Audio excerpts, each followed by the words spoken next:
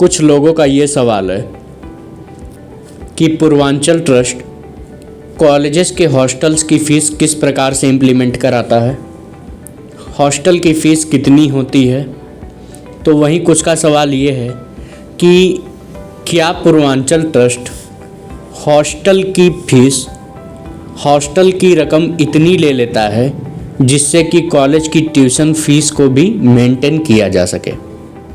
और इसी कारणों से कुछ लोग ऐसे भी हैं समाज में जो हमारे द्वारा चलाए जा रहे पूरे पूर्वांचल, पूरे उत्तर प्रदेश में एक सफल मुहिम, प्रयास पे शक करते हैं, उन्हें शक की निगाह से देखते हैं। उन लोगों को मेरा जवाब ये है कि वो अपने आसपास, अपने ही शहर में, अपने ही गांव में किसी होटल के कमरे में, किसी ढाबे पे, किसी गेस्ट हाउस में एक कमरा ले लें और वो वहाँ 30 दिन के लिए स्टे कर लें। उसके बाद हम अपने हॉस्टल के रेशियो पे आते हैं। पूर्वांचल ट्रस्ट के द्वारा बच्चों को जो हॉस्टल प्रोवाइड किए जाते हैं वो 2 प्रकार से होते हैं। हमारा जो पहला हॉस्टल का पड़ाव होता है वो होता है 1x4 का। 1x4 के हमारे पड़ाव में हमारे संस्था के द्वारा जो कॉलेजेस आपको प्रोवाइड किए जाते हैं उस कॉलेजेस की पहले पड़ाव की फ़ीस होती है 4,000 रुपये की रकम। अब स्क्रीन पे आपको ये 4,000 रुपये की रकम जो दिख रही है, इस 4,000 रुपये को आप डिवाइड कर लीजिए 30 दिनों में। आंसर आता है 133 रुपया, 133। ये आपके पर डे की रकम है जो आप कॉलेज को दे रहे हो हॉस्टल के रूप में। अब आप इस 133 रुपये को 3 टाइम में डिवाइड कर लो।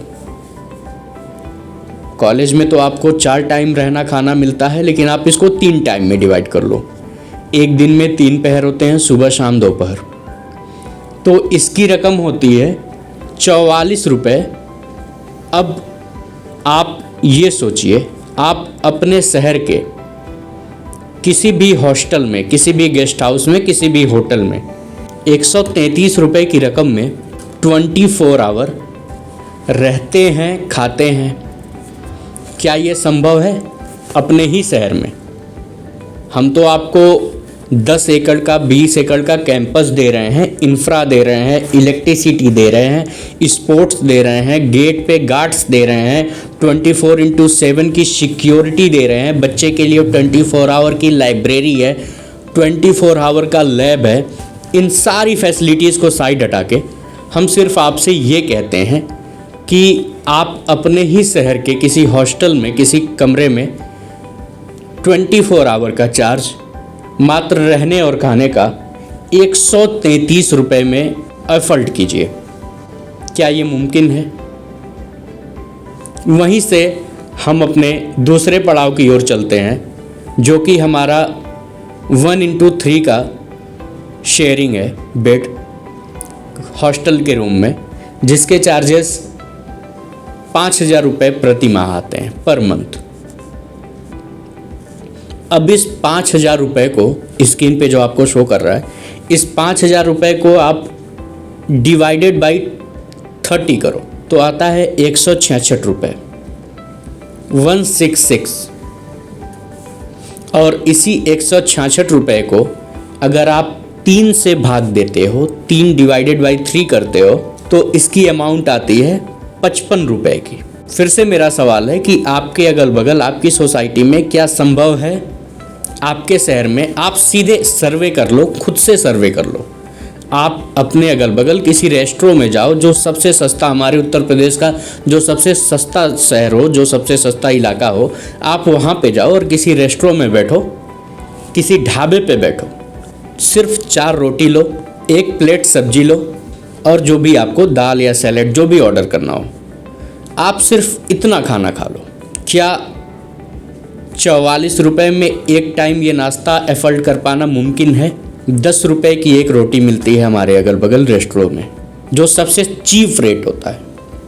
आप 4 रोटी भी खाते हो तो आपको 40 रुपये केवल अपनी 4 रोटी के देने होते हैं। और यहाँ आप किसी कॉलेज के किसी हॉस्टल में रह रहे हो, जिस कॉलेज का 10 एकड़ का 20 एकड़ का कैंपस है, जो आपको एक मेंटेन बिल्डिंग इंफ्रा दे रहा हो, जो आपको 24 आवर की इलेक्ट्रिसिटी दे रहा हो, जो आपको स्पोर्ट्स दे रहा हो, जो गेट पे निकलते आपको गार्ड्स दे रहा हो, हॉस्टल में आपको वार्डन दे रहा हो, 24/7 सिक्योरिटी दे रहा हो, मेडिकल सिक्योरिटी दे रहा हो, लाइब्रेरी दे रहा हो, लैब दे रहा हो, इन सारी फैसिलिटी से के साथ आपको एफर्ट क्या करना है? सिर्फ ये अमाउंट जो अभी आपको हमने बताया। दूसरी खास बात, साल 2014 से 4 साल की पढ़ाई में साल 2018 आ जाए, साल 2021-22 की पढ़ाई में साल 2026-27 आ जाए, हमारे हॉस्टल की फ़ीस सरकार आएगी, सरकार जाएगी, कोई भी सरकार बनती है, महंगाई बढ़ती है, महंगाई घटती है, जो भी होता हो, हमारे हॉस्टल की फ़ीस कभी भी बढ़ेगी नहीं।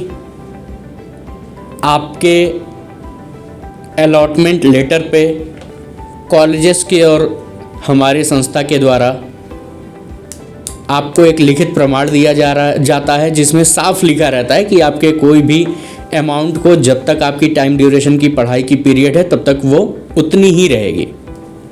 क्या आपको लगता है कि ये संभव है कि किसी भी कॉलेज की इस 133 रुपये में और 166 रुपये में किसी भी कॉलेज की ट्यूशन फ़ीस, किसी भी कॉलेज की हॉस्टल की फ़ीस सबको मैनेज कर दिया जा सके?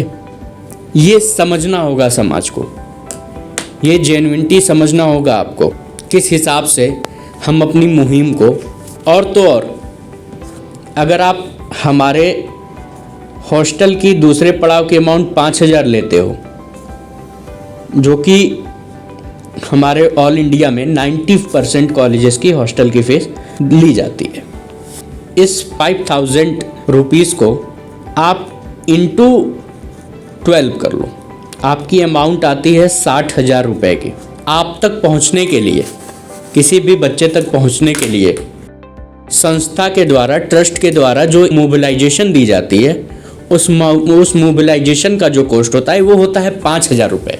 आप तक पहुंचने के लिए हम मोबिलाइजेशन 5,000 दे रहे हैं, आप इस 60 में से 5,000 निकाल दो तो बचता है 55,000।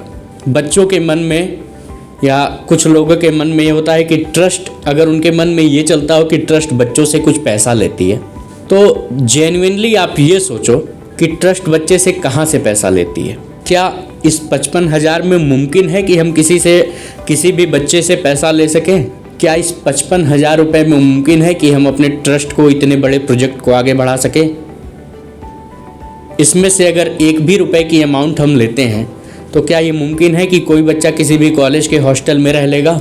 और कुछ चालाक लोग, कुछ ऐसे गार्जियन, कुछ ओवर स्मार्ट लोग, स्मार्ट तो नहीं कह सकते, कुछ ओवर स्मार्ट लोग, जो घर पे बैठे बैठे हमारी मुहिम के बारे में सुनते हैं और उसे घर पे बैठे बैठे ही शक के निगाह से देखते हैं, वो बिना एनालाइज किए, बिना सर्वे किए हमारी चीज़ों को गलत बता के समाज में अफवाह फैलाते हैं। मासूम बच्चों के जीवन के साथ, मासूम बच्चे, ऐसे बच्चे जो एक पढ़ने की उम्मीद पाते हैं, वो अपने किसी गलत निर्णय के कारण, अपने शक के कारण, अपने बेबुनियाद चीज़ों के कारण उन बच्चों की पढ़ाई, उन बच्चों का भविष्य बिगाड़ देते हैं। उन सब से मेरा ये पूछना है कि क्या जो अमाउंट रेशियो मैंने आपको बताई हो, उसमें से कहीं से भी मुमकिन है कि कोई भी बच्चा इसमें अपने कॉलेज की फ़ीस मेंटेन कर सके?